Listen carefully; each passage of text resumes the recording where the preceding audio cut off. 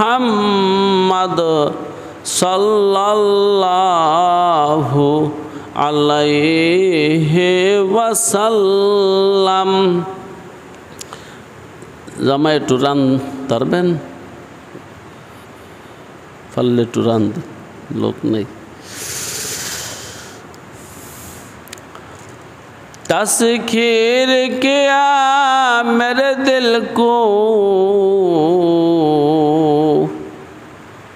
एक अरबी ने, मक्की मदनी हाशमी व मुत्तलबी ने, बलगल उला बि कमालिही कशफत दुजा बिजमालिही हसनत जमीउ खिसालिही सल्लु अलैहि व आलिही। चश्मे ज़दन गाफिल अज़ा शाह नबाशी, शायद के उन गाह कुनद आगाह नबाशी। ला इलाहा इल्लल्लाह, ला इलाहा इल्लल्लाह, ला इलाहा इल्लल्लाह, ला इलाहा इल्लल्लाह, ला इलाहा इल्लल्लाह, ला इलाहा इल्लल्लाह, ला इलाहा इल्लल्लाह, ला इलाहा इल्लल्लाह, ला इलाहा इल्लल्लाह, ला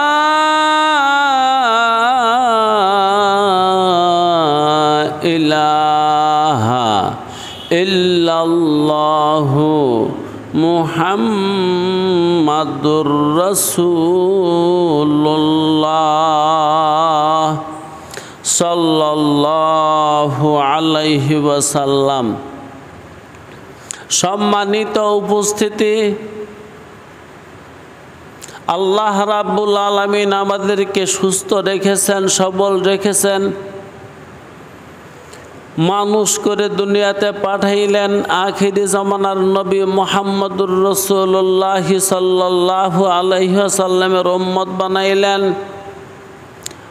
হাজার কোটি অগণিত নেয়ামত দিয়ে লালন পালন করতেছেন। তাই আসুন জোরে সোরে মহাব্বতে একবার উচ্চ কণ্ঠে বলে উঠি আলহামদুলিল্লাহ, আলহামদুলিল্লাহ।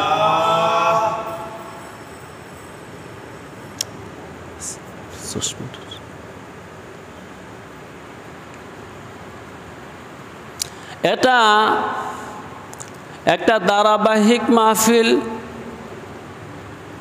প্রতি বৃহস্পতিবার সন্ধ্যায় করে থাকি। আজকে হলো 164তম পর্ব। মহান রাব্বুল আলামিন যদি তৌফিক দেন কিছু কথা বলবো, যে কথার যোগসূত্র আগের কথার সাথে। আর আগের কথাগুলো ছিল সূরা বাকারার 21 নম্বর আয়াতকে সামনে রেখে। তাই একবার আয়াতটা পড়ে নেই। আউযু বিল্লাহি মিনাশ শাইতানির রাজিম।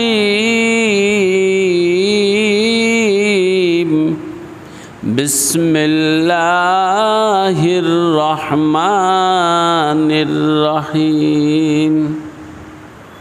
ইয়া আইয়ুহান নাসু উবুদু রাব্বাকুমুল্লাযী খালাকাকুম আল্লাযীনা মিন ক্বাবলিকুম লাআল্লাকুম তাত্তাকুন। হে মানব জাতি, তোমরা তোমাদের রবের ইবাদত করো। উবুদু রাব্বাকুম আল্লাযী খালাকাকুম, যে রব তোমাদেরকে সৃষ্টি করেছে এবং তোমাদের আগে যারা এসে গেছে তাদেরকেও সৃষ্টি করেছে। হয়তো এই ইবাদতের মাধ্যমে তোমরা তাকওয়া অর্জন করতে পারবে। আমি আজকে উবুদু এই শব্দের উপর কিছু কথা বলবো। আগেও বলেছি, আল্লাহ রাব্বুল আলামিনের ফরমান উবুদু, তোমরা ইবাদত করো। ইবাদত কাকে বলে, ইবাদতের উৎস কোথায়, এগুলো আমি কিছু বলেছি। আজকে আমি একটু ইমাম ফখরুদ্দিন রাজি রহমতুল্লাহি আলাইহি অনেক নুকাতে বারে সূক্ষ্ম সূক্ষ্ম কথাবার্তা বলেছেন এই ইবাদতের উপরে। ওইখান থেকে কিছু হাসিল করদাহ কথা আপনাদেরকে শোনানোর চেষ্টা করব। যেমন একটা প্রশ্ন ইবাদতের উপর, সেটা হলো ইবাদতের লাভ কি।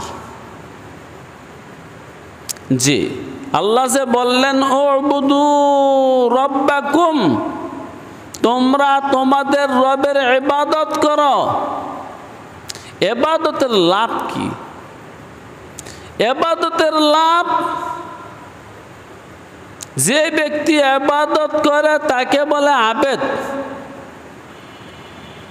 যার ইবাদত করা হয় তাকে বলা হয় মাবুদ। ইবাদতের দ্বারা তার মাবুদে খুশি হয়, এটা হলো ইবাদতের লাভ। দুনিয়ার মধ্যে ইবাদত চলছে, ইবাদত সবাই করে। দুনিয়াতে এমন কোনো মানুষ নাই যে মানুষটা ইবাদত করে না। ইবাদত জিনিসটা কি আগে বলেছি, গায়াতে তাদাল্লুল, কারো সামনে অত্যন্ত অবনত হওয়ার নাম ইবাদত। হয়তো কেউ খালেকে ওয়াহেদের কাছে, ফরদে সামাদের কাছে নিজেকে অবনত করতেছে, নয়তো যেটাকে আমরা প্রকৃতি বলি, প্রকৃতির কাছে অবনত করতেছে। কেউ পুরা প্রকৃতির অংশবিশেষের কাছে নিজেকে ছোট বানায় দিচ্ছে। অনেকে চন্দ্রকে পূজা করে, অনেকে সূর্যকে পূজা করে, অনেকে নদী নালাকে পূজা করে, অনেকে বৃক্ষ পূজা করে। পূজায় আমরা লিপ্ত আছি সবাই। অথবা কেউ অর্থকে পূজা করে, কেউ বৃত্তকে পূজা করে। আমরা সবাই পূজায় লিপ্ত আছি, ইবাদতে লিপ্ত আছি। কারো না কারো কাছে আমরা ছোট হয়ে আছি। এটা আমাদের মজ্জাগত ব্যাপার, স্বভাবগত ব্যাপার। তো বলতেছিলাম, আবেদ যখন ইবাদত করে তার মাবুদে খুশি হয়। হ্যাঁ, এটি দেখতে পাচ্ছি। আল্লাহ, আমি যার প্রশংসা করি সে আমার প্রতি খুশি। এই প্রশংসাটাও ইবাদত। যেমন আমরা বলি আলহামদুলিল্লাহ, এটা আল্লাহর প্রশংসা। প্রশংসা করলে আল্লাহ খুশি হয়। সুবহানাল্লাহ, আল্লাহর প্রশংসা, এতে আল্লাহ খুশি হয়। আল্লাহু আকবার, এটা আল্লাহর প্রশংসা, এটা বললে আল্লাহ খুশি হয়। তদ্রূপ আমরা যখন কোনো মানুষের প্রশংসা করি, ওই মানুষটাও খুশি হয়। ওই যে আগে বলছি, ইবাদতের লাভ কি? ইবাদতের লাভ হলো আবেদে যখন ইবাদত করে তখন তার মাবুদে খুশি হয়। কিন্তু একটা কথা জেনে রাখতে হবে, সেটা হলো আল্লাহ ছাড়া সমস্ত মাবুদের যে প্রশংসা করা হচ্ছে এটা মিছেমিছি প্রশংসা। এটা কাজী বাইজবী রহমতুল্লাহি আলাইহিও বলেছেন, এটা একটা মিছামিছি প্রশংসা, মিছামিছি ইবাদত। আমরা যখন কাউকে প্রশংসা করি, কারো প্রশংসা করি, এতে আল্লাহ নারাজ হয়। তাই তো আখিরি জামানার নবী মুহাম্মদুর রাসূলুল্লাহ সাল্লাল্লাহু আলাইহি ওয়াসাল্লাম বলেছেন, যখন কোনো ফাসিকের প্রশংসা করা হয়, ইহতাজ্জা বিহি আরশুর রহমান, ওই প্রশংসার কারণে রহমানের আরশ কাঁপে। আমরা প্রশংসায় লিপ্ত আছি, মানুষের প্রশংসা মানুষ করতেছি, খুব আচ্ছা তালে করতেছি, যারে আমার ভালো লাগে তার প্রশংসা আমি খুব করতেছি। লাভ হয় কি? যার প্রশংসা করে সে খুশি হয়। তো কাজী বাইজবী রহমতুল্লাহি আলাইহি যে বললেন যে দুনিয়ার মধ্যে যত ইবাদত চলছে, আল্লাহ রাব্বুল আলামিনকে ছাড়া যত ইবাদত হচ্ছে, সবগুলো ইবাদত মিছামিছি ইবাদত। সত্য ইবাদত কেবল ফরদে ওয়াহেদের ইবাদত করা, জাতে সামাদের ইবাদত করা, এটি সত্য ইবাদত, বাকিগুলো মিছামিছি ইবাদত। দেখেন, যার ইবাদত করবেন সেই খুশি হবে। এই যে মূর্তির ইবাদত করে, এত কিন্তু এই মূর্তির পিছনে যে সত্তাটা লুকায়িত আছে, ওই সত্তায় খুশি হয়। তো বলতে পারেন মূর্তিরও আবার সত্তা আছে, যে মূর্তিরও সত্তা আছে। যেমন জনাবে মুহাম্মদুর রাসূলুল্লাহ সাল্লাল্লাহু আলাইহি ওয়াসাল্লাম যখন দাওয়াত দেওয়া শুরু করলেন, তখন বাইতুল্লাহ শরীফে মূর্তি আছে, চারপাশে, ঘরের চারপাশে শতে শতে মূর্তি। আর এই মূর্তির পিছনে ব্যক্তি লুকায়িত। যেমন ওইখানে হযরত ইব্রাহিম আলাইহিস সালাতু ওয়াস সালামেরও একটা মূর্তি আছে। কারণ তারা জানে বাইতুল্লাহর পাশে পাশে যারা বসত করে, তারা কি জানে যে আমরা ইব্রাহিম আলাইহিস সালাতু ওয়াস সালামের বংশধর। এই জন্য ইব্রাহিম আলাইহিস সালাতু ওয়াস সালামের একটা মূর্তিও ছিল, ওইটাকেও তারা পূজা দিত, ওইটারও তারা সিজদা করত। তো যতগুলা মূর্তি আছে, প্রত্যেকটা মূর্তির পিছনে একটা ব্যক্তি আছে, একটা জাত আছে, একটা সত্তা আছে। হ্যাঁ, আমরা নাম দিছি ভাস্কর্য। বড় বড় মানুষদের মূর্তি, এগুলো কি মূর্তি না? ভাস্কর্য কি মূর্তি? মূলে মূর্তি না? ভাস্কর্যগুলো মূলে মূর্তি। আরে মূর্তি যে এটা, ভাস্কর্য তো ওইটাই না, ভিন্ন কিছু আছে? ভিন্ন কিছু না, কথার কথা। যেমন জিয়াউর রহমানের ভাস্কর্য কি বাংলার জমিনে আছে না নাই? আছে। মুজিবুর রহমানের ভাস্কর্য আছে না নাই? আছে। এমনি করে যারা যারা অতীতের নেতা ছিল বা মহান ব্যক্তি ছিল, যেমন একে ফজলুল হকের ভাস্কর্য আছে। এই যে আমি এই নামগুলো লওয়ার পিছনে কারণ হলো এইটা, প্রত্যেকটা মূর্তির পিছনে একটা সত্তা আছে। যে কোনো ধর্মের লোকে যত মূর্তির ইবাদত করে, এই মূর্তির পিছনে একটা সত্তা আছে।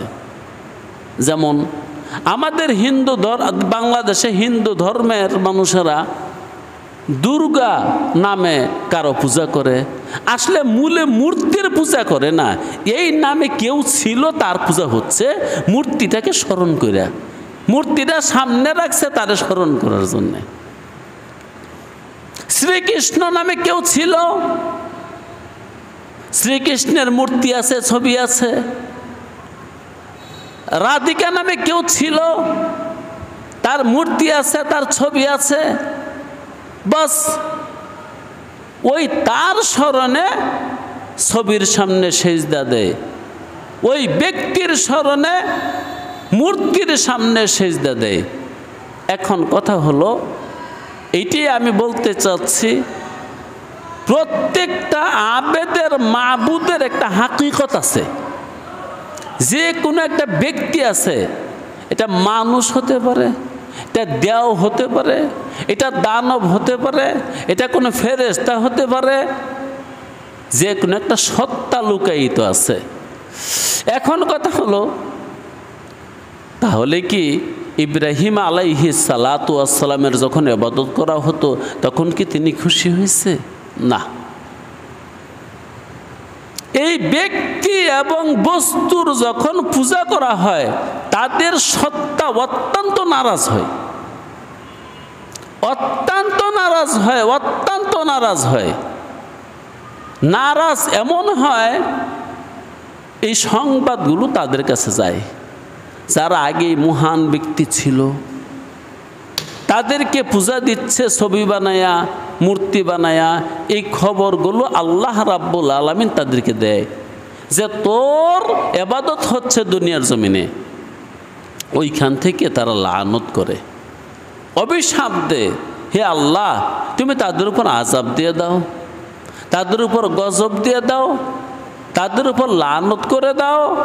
এই জন্য এই যে আমাদের দেশে মাজার আছে না, এই মাজারে গিয়ে যখন খেলাফে শরীয়ত কোনো কাজ করা হয়, শরীয়তের বাহিরে যখন কেউ মাথা নত করে, সেজদা করে, মাটিতে চুমা দেয়, মোমবাতি জ্বালায়া দেয়, আগরবাতি জ্বালায়া দেয়, দুধের লোটা বালতি ঢেলে দেয়, লাল কাপড় দিয়ে ঘুরে রাখে, গম্বুজ বানায় রাখে, এই কবরে যে মানুষটা শায়িত আছে এই খবরগুলো পায় এবং সে লানত করতে থাকে।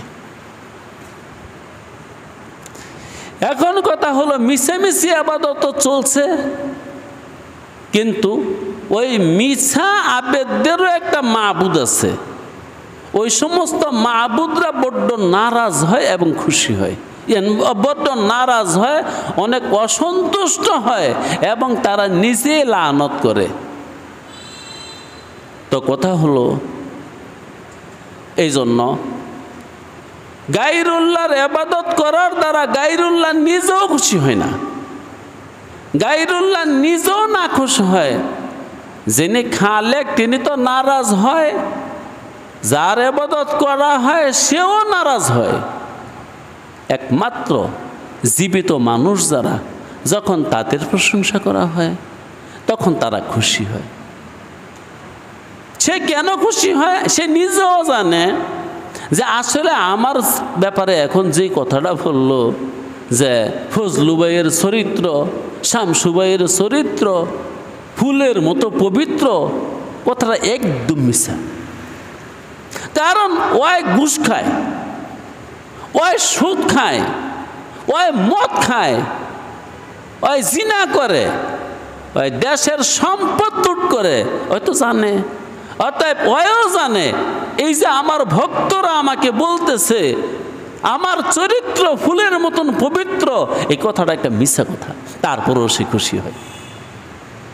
এটা একমাত্র আদমেই খুশি হয়, জিন্দা আদমে, মুর্দা আদমে খুশি হয় না। যে মানুষটা মরে গেছে তার সামনে তো হাকিকত ভাইসে উঠছে।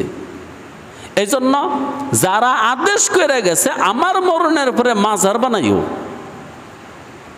আমার মরণের পরে তোমরা তাজিম করো, আমার মরণের পরে তোমরা আমাকে সম্মান করো, একটা সেজদা দিও, তাজিমের সেজদা, এই ইবাদতের কারণে মাবুদের আযাব হয়। তাই আবেদ মাবুদে বাসাদ্দর জাহিম, এই জাতের আবেদ এবং এই জাতের মাবুদ দুজনেই জাহান্নামী।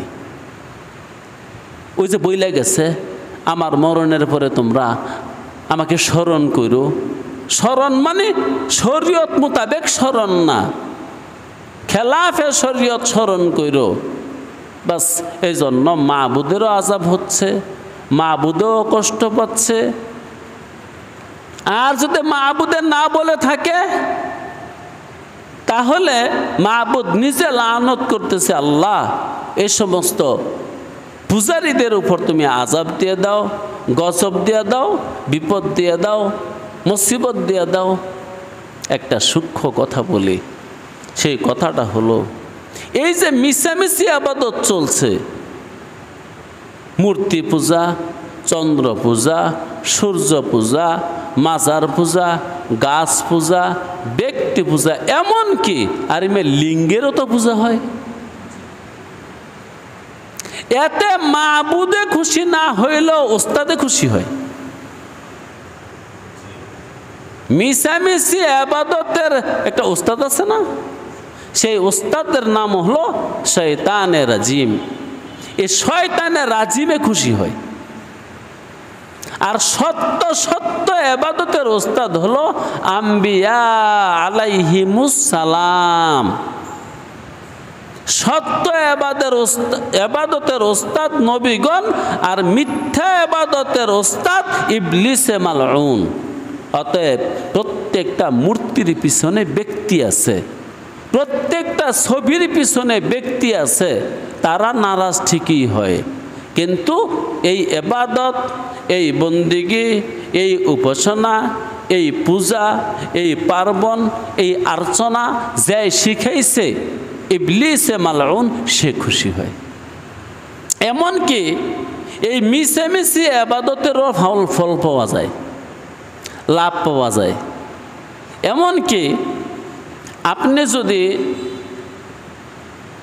যে মানুষ সেগুলো করে থাকে মসজিদে অথবা কোনো গরিবের জন্যে, কোনো মিসকিনের জন্য, এই মানুষের দ্বারা, অথবা আপনি কোনো মসজিদে গিয়া প্রার্থনা করার দ্বারা, অথবা আপনি কোনো ইবাদতের জায়গায় গিয়া প্রার্থনা করলে আপনার ইবাদত প্রার্থনা যতটুকু কবুল হয় এর চেয়ে বেশি কবুল হয় ওইখানে গিয়া প্রার্থনা করলে, যেটা প্রার্থনার জায়গা নয়।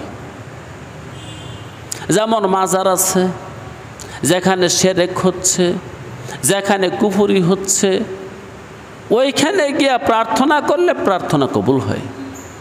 বরং মসজিদে আইসা প্রার্থনা করলে যেমন কবুল হয় এর চেয়ে বেশি কবুল হয়। হয়তো আপনাদের কাছে এটা আজব লাগতে পারে, এটার একটা হাকিকত আছে, এটার একটা রহস্য আছে। বলতেছি রহস্যটা একটু শোনেন। আমার এগুলো তো আর কোনো কিচ্ছা কাহিনী, গল্প গুজব না, বুঝের কথা। কি রহস্যগুলা? রহস্য হলো এই যে ইবলিস, সে কিন্তু আমাদের রক্তের কণিকায় কণিকায় চলতে পারে, আমাদের শিরায় উপশিরায় চলতে পারে। এজন্য আমাদের দেহের অধিকাংশ রোগ এগুলা ইবলিসের প্রভাবে, আমাদের দেহের অধিকাংশ রোগ ইবলিস শয়তানের প্রভাবে।